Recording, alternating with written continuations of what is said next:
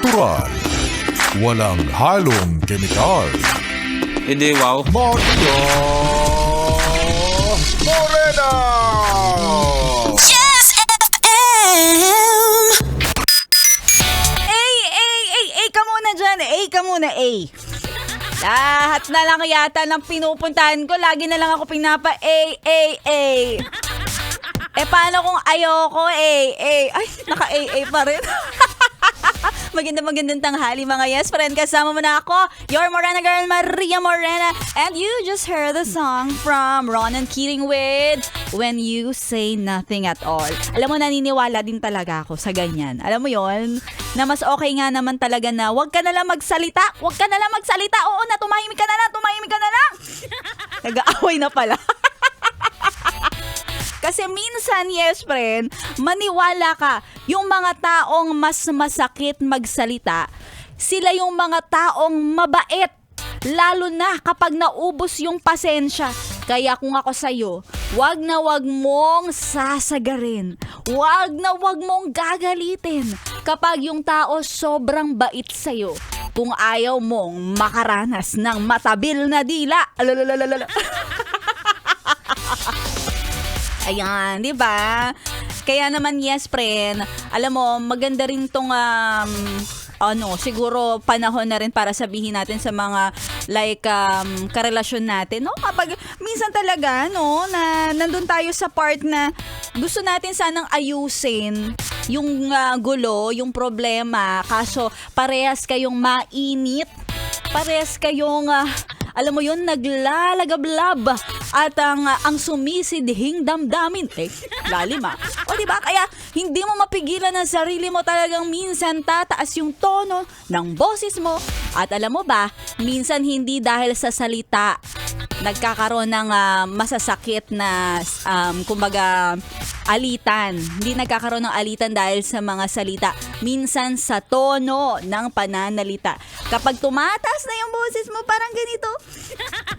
Yan, hinga-hinga ka na lang muna. Kaya minsan, kung hindi natin maayos, dahil alam mo na nagpapalpitate ka na gustong kumawala ng mga masasamang words sa bibig mo.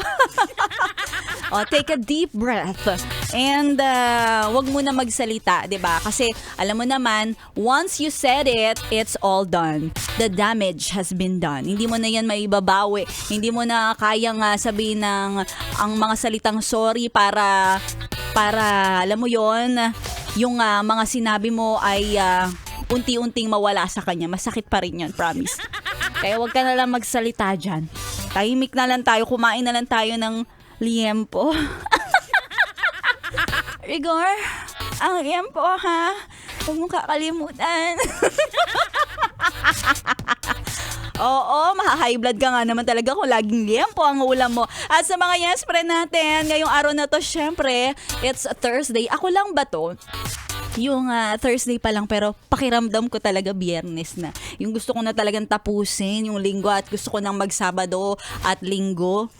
Ako lang ba o ikaw din? Kung ikaw din, yes friend, malamang gusto mo rin kasi na ikaw ang magkaroon ng chance manalo. Kasi diba this day, Thursday and Friday, meron pa tayong chance para manalo sa ating papromo na namumudmod ng 1,000 piso. Eto talaga, mapapatahimik ka at mapapalakas ka lang ng radyo dahil eto na ang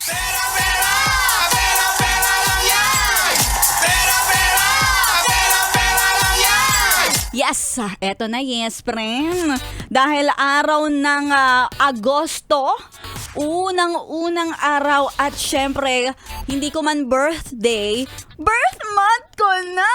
Aha! Ang saya-saya. Ewan ko ba, hindi ko naman sinasadya, nagpula tuloy ako today.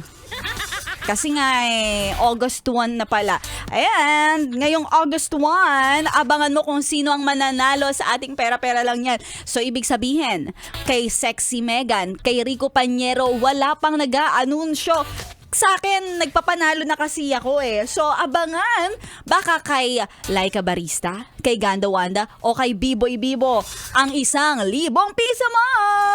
Kaya naman kung ako sa'yo, magpalista ka na sa Yes FM Manila Facebook page. Pera-pera lang yan, hanapin mo at doon sa may comment section, andun ang listahan para ikaw ay makapaglista at abang-abang na. Baka ikaw na ang susunod na mananalo sa ating Pera-pera lang yarn. Dito lang yarn. Yarn talaga. Sa 101.1 Yes FM.